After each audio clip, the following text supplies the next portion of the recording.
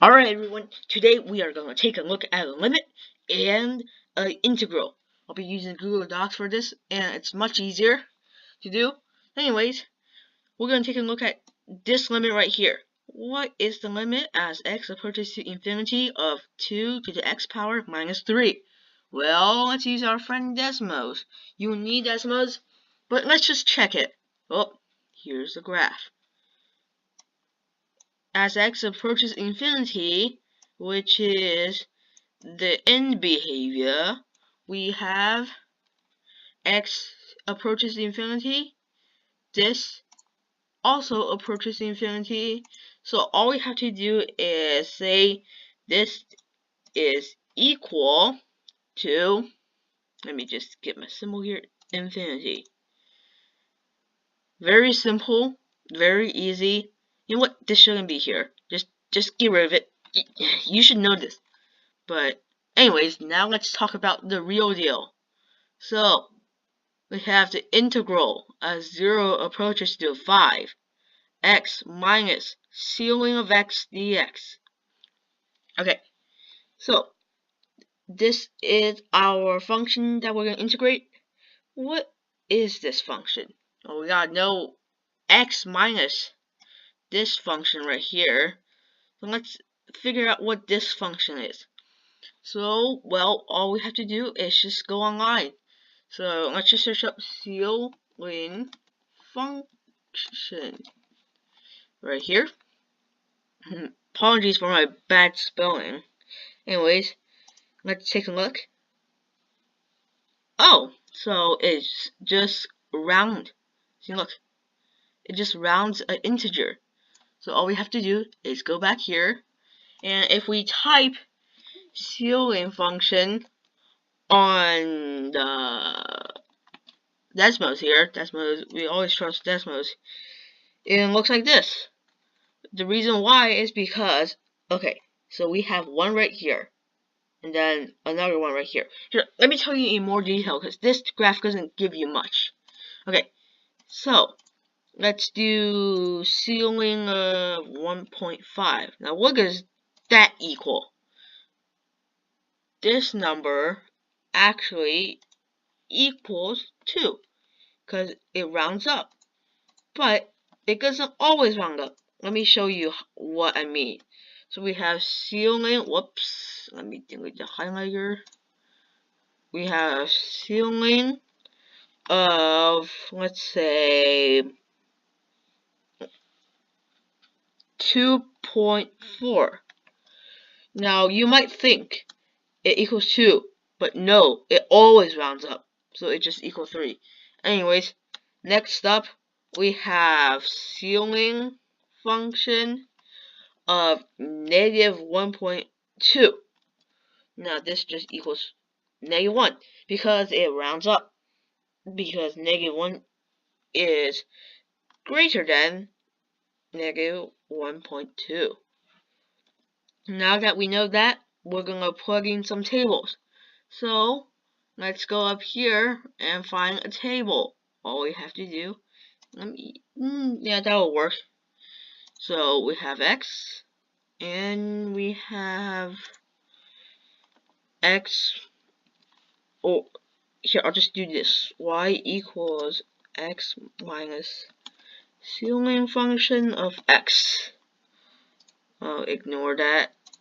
Oh well. So we plug in from 0 to 5. Let's do 0, 1, 2, 3. Whoops, we ran out. Let's insert a row, and then insert another row. Insert a row, where is it? There we go. 4 and 5. And then all we have to do is evaluate, which is, let me see, x, which is 0 minus ceiling of 0. That just equals 0. Let's do 1 minus ceiling function of 1. That's just equal to 1, and so on. So we have 2, 3, 4, 5. And that you might think, oh, that's just that's just a y equals x graph. So this is not good, not good. We need to replace these with decimals, and then you're gonna see the difference. So instead of from 0 to 5, let's go from 1 to 2. You'll see.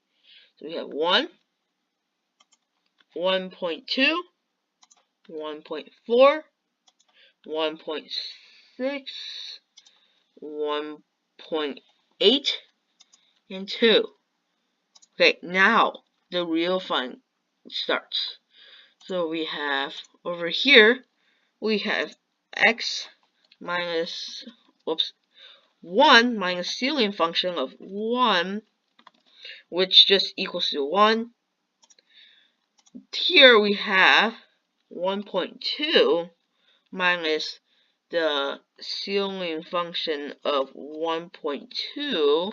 Now, this is just equal to 2 because it rounds up. So we have this right here, and you can do this with your calculator. But let me just to prove a point. This is in fact negative. So we'll see what happens after. We'll plug this into decimals, which this equals negative. Same thing will happen. We have 1.4 minus 2, because everything within 2 rounds down. Rounds up. And so this just equals negative 0.6, and so on. So you'll get the idea. Now, all you have to do is go right here and do x minus, oh look, we have 1.2, which is somewhere around here. Yep, 1.2 and 0.8. There we go. See that? 1.2, 1.4, 0.6. So, now that we know what the ceiling function is, which is very discontinuous, but let's not worry about that. We can find the integral of this pretty easily.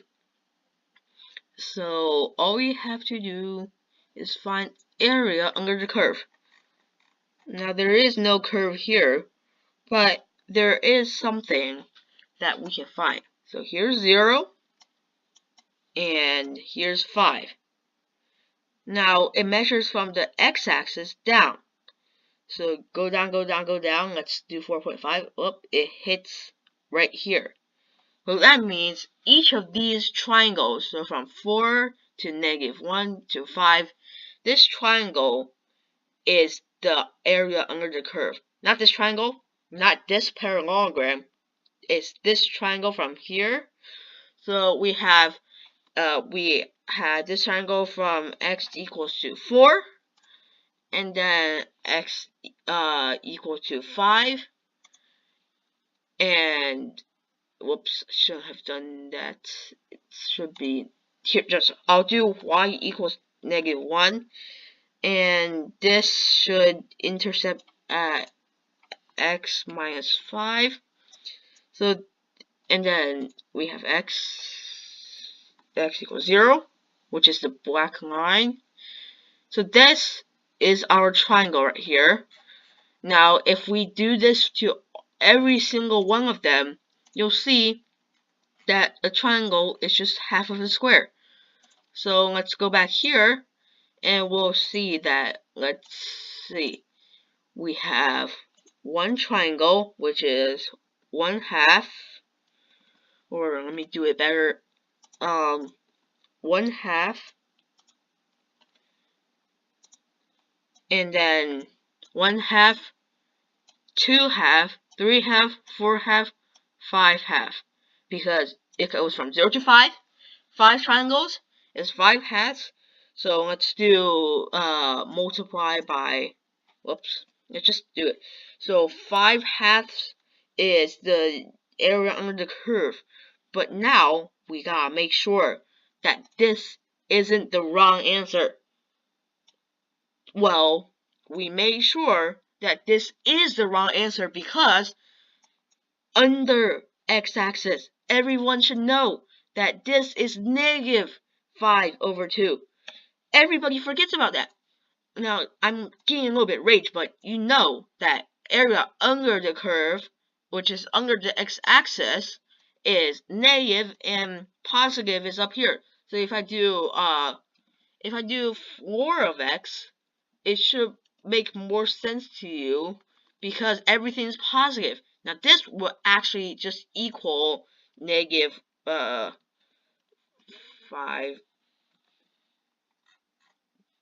Yeah, this integral, which is over here, that should equal positive, but this is negative because it's under.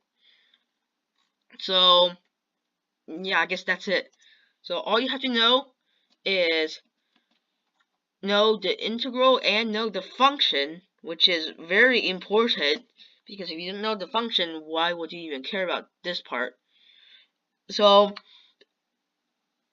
I think that's pretty much it. The limit was easy, and that's why I deleted it, because it was so easy.